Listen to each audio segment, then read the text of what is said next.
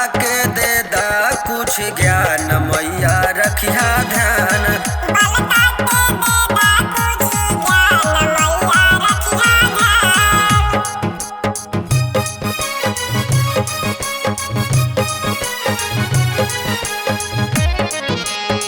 बलका के दे दा कुछ ज्ञान मैया रखिया ध्यान।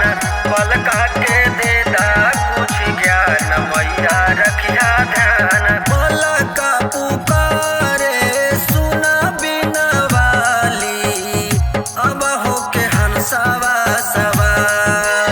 हंसवा सवारी के सुनाए मैया आजा बलका के घर। ये हो माई हाथ जोड़ी करी ले बिनतिया बेटावा पर रखिया नजर। ये हो माई हाथ जोड़ी करी ले बिनतिया बेटावा पर रखिया ध्यान। बिना बजा दाना ए मैया बिना बजा दाना।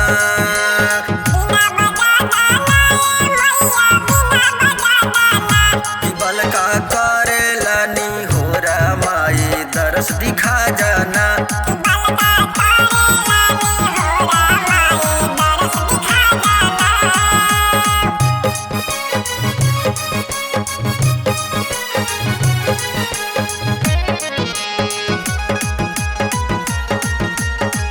सुनील राजा करे गुणगान।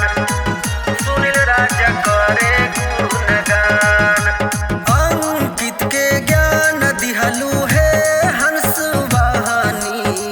शक्ति चौहान बाटे